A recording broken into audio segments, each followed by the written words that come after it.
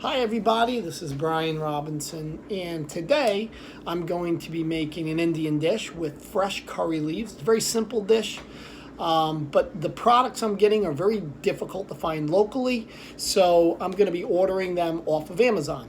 Amazon does have the fresh curry leaves that we're going to be using. It has ginger garlic paste and the fresh turmeric, which adds a really different flavor and dimension when it still has those fresh oils in it. The same is true of the curry leaves. So we'll be putting them all together. I'll show you the stuff that I got off of Amazon. The qualities can vary depending on the grade that you want. If you want a little bit more, you can get more expensive products. But again, it's up to you to kind of experiment with to find out what you like. Okay, so here are the products that I did buy off of Amazon.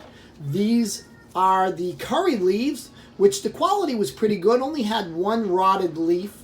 Another one was just turning slightly brown, but overall the quality was excellent. These came in two different packages, each a 1/4 ounce. Together we have a 1/2 ounce, and this is what we're going to be using in our curry. This is our ginger garlic paste, our coriander seeds, our cardamom, our red chili powder, which this is a Korean brand that I like. Then our turmeric root, which you can see under here, the quality was okay. It was a little bit rotted, but I'll be shaving that off anyways. And then lastly, our garam masala. This comes in a box, and there's many different brands that you can choose from on Amazon. So now we're going to be moving on to the other things that I got from the grocery store. Here are the products that I got from the grocery store. This is fresh cilantro. These are hot peppers, many different styles and brands that you can pick from. These are cashews. We have Goya, coconut milk. Do not get the creamed coconut milk. It'll be too sweet. So remember that. It's just the regular coconut milk. Then I have 2 sweet onions. I prefer the sweet onions. Then I have chicken thighs. They're fattier. I feel they're a little bit more flavorful. And we will be adding some powdered coriander also in when we're cooking the chicken. That's what the recipe calls for. So it's the coriander seeds and the coriander powder. Okay, so here are the amounts we're going to use in our cooking. We have 2 tablespoons of finely chopped turmeric root, 2 tablespoons of hot chili peppers, 2 tablespoons of coriander seeds, a 1/2 cup of cashews. Then we have a tablespoon of cardamom, and then 3 tablespoons of ginger garlic paste. Here we have a 1/2 cup of coconut milk, 1 1/2 onions. These are yellow onions. 1 tablespoon of garam masala, 1 tablespoon of red chili pepper, 1 tablespoon of coriander.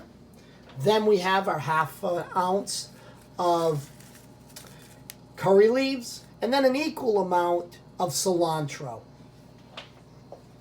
I cut up 3 pounds of chicken thighs. I think they're the best flavor. I like the amount of fat in them. So this is what I prefer to use, but you can use whatever you like if you like chicken breast. Then we have our olive oil and butter. I use both of these, but you can use any oil that you prefer. All right, moving on to cooking it. Okay, so we're going to heat about 2 tablespoons of olive oil, and then we're going to put in our cashew nuts, our coriander seeds, and our cardamom. We're going to saute that a little bit until it browns, but the heat's going to be on a little below a medium. We don't want to burn it. Okay, I've added in the coriander seeds, the cashews, and the cardamom, and we're going to saute these for about 5 minutes on a medium-low temperature until we get a little bit of more brownish color on the cashews.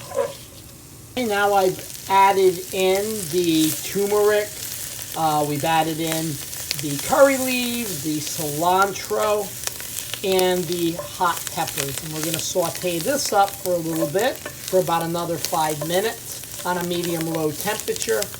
And then we're going to take it out. And I'll show you what we're going to do with it next. Okay, so these have been sauteing for a few minutes. And the biggest thing to remember is take your time Do not use too high of a flame. We want to render out the oils, and then we're going to blend this up.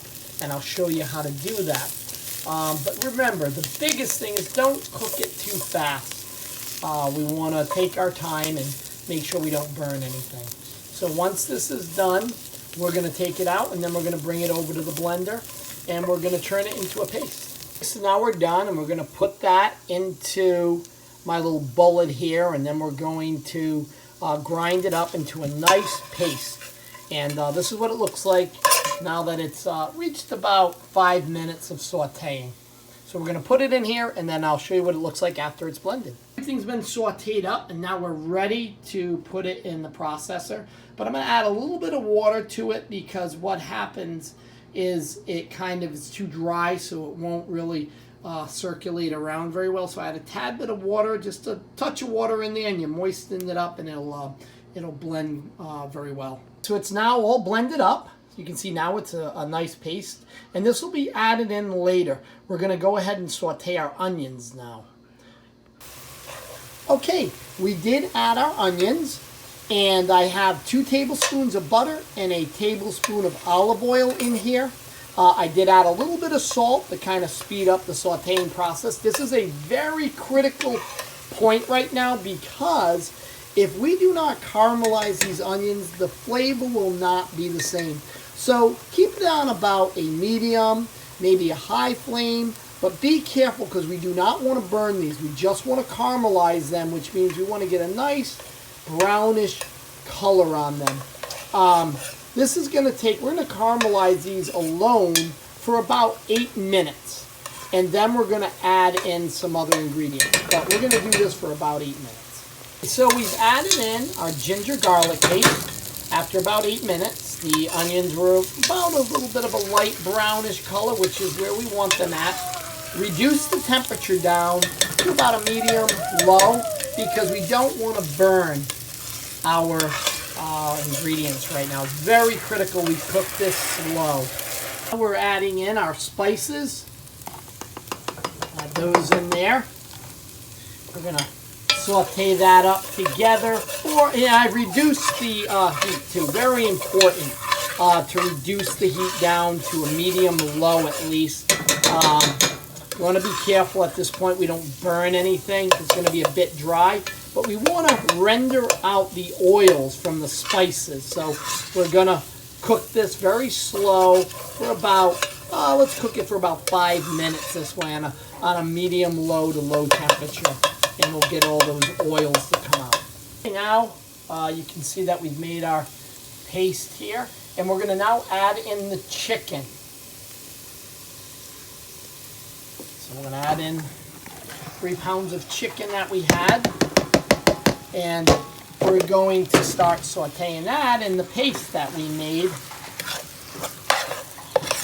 And we're going to cook this together on a medium-low temperature for about 15 minutes. And you want to stir this. You want to make sure you're stirring a lot. And it's very important we don't add liquids in at this point, because the meat will cook very differently if it's boiled as opposed to being sauteed in this paste. So we do not want to add any liquids in yet. We want to render the water out of the meat, and it won't be as tough. If we added the water now, the meat would get very tough.